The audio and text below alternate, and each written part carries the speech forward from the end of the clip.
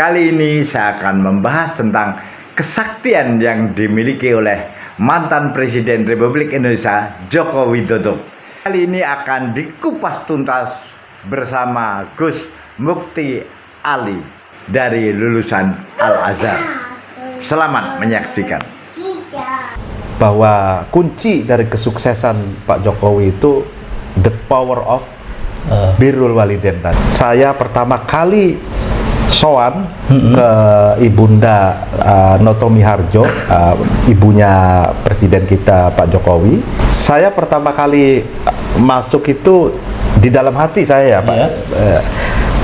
Ini kok rumah ibu seorang presiden? Iya. Itu sangat sederhana. Gitu.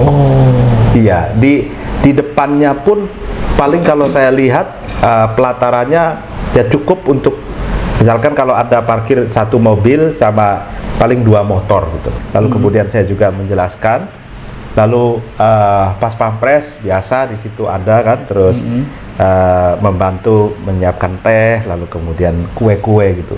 Kebetulan pada waktu itu hari Senin.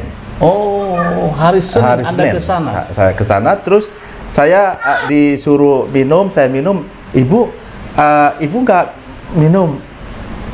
Ini kok saya sendiri saja yang minum gitu ya. Maaf Mas, saya lagi puasa. Oh, gitu. Masya Allah. Dan langsung dari situlah saya gali pengalaman Ibunda Pak Jokowi. Ternyata Ibunda Pak Jokowi itu setelah sudah lama sebelum lahirnya Pak Jokowi sampai akhir hayatnya itu istiqomah puasa Senin Kemis. Yaitu kesaksian saya langsung gitu. Ketika wawancara hari Senin itu beliau lagi puasa. Kemudian saya tanya keseharian aktivitasnya, memang Ibunda Noto ini almarhumah ya. Almarhumah. Allahumma gfir laha warhamha wa'afiha wa'fu anha. Beliau itu aktivis pengajian. Gitu. Masyaallah. Aktivis pengajian, ada pengajian kitab Fathul Qorib, yang itu kitab kuning yang diajarkan di pesantren-pesantren NU, dan itu seminggu sekali. Lalu kemudian beliau juga aktif ikut ngaji di pesantren-pesantren, misalkan pesantren Al-Mu'ayyad, lalu kemudian pesantrennya Gus Karim, lalu kemudian pesantren Khalifatullah Singoliduro dekat dengan Pasar Kritian itu, Ibu Lilis itu. Lalu kemudian pengajian-pengajian yang lain.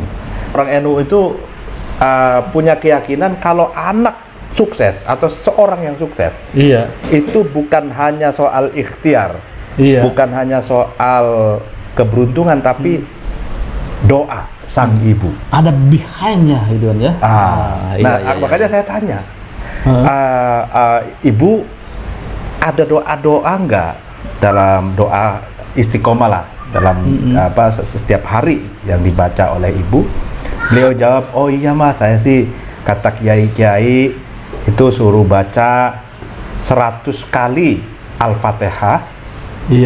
Lalu kemudian surat-surat pendek diantaranya Alam Nasrah 3 kali.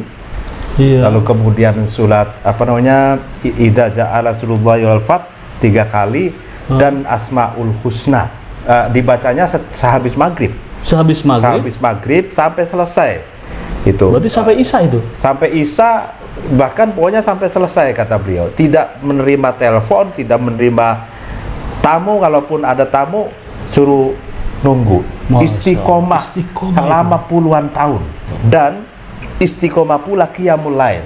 Masya Allah, subhanallah. Qiyamul lail jam 2 dini hari atau jam 3 dini hari, karena sudah kulino katanya, karena sudah biasa. Jadi tanpa ada alarm pun bangun dengan sendirinya. Zikir, ada baca sholawat sebanyak-banyaknya, istighfar sebanyak-banyaknya gitu, sampai subuh. Berapa jam kalau bangunnya jam 3, subuhnya 4:30 misalkan, berarti kan 1,5 jam beliau bertapa. Nah, karena saya orang NU, saya meyakini gitu kan, bahwa salah satu faktor kesuksesan Pak Jokowi itu adalah doa ibunya. kesaktian dan jimatnya Pak Jimatnya Pak Jokowi Jokowi itu adalah ibunya. Ketika Pak Jokowi di Raudhah, itu Iya. Raudhah, kuburan baginda Nabi kita makam Muhammad. Rasulullah ya, di Makam sampingnya Rasulullah ya. di sampingnya makam Rasulullah. Pak Jokowi itu sedang zikir, lalu kemudian tertidur lelap. Lalu di dalam tidurnya itu beliau bermimpi menjadi wali kota Solo. Oh. Itu sebenarnya belum ada pikiran terbersit ingin masuk ke politisi apa sama sekali. Gitu, ya. Masih bergelut dengan kayu, dengan mebel, dengan furnitur gitu ya. Nah, itu bangun lalu kemudian kaget gitu. Kok jadi wali kota?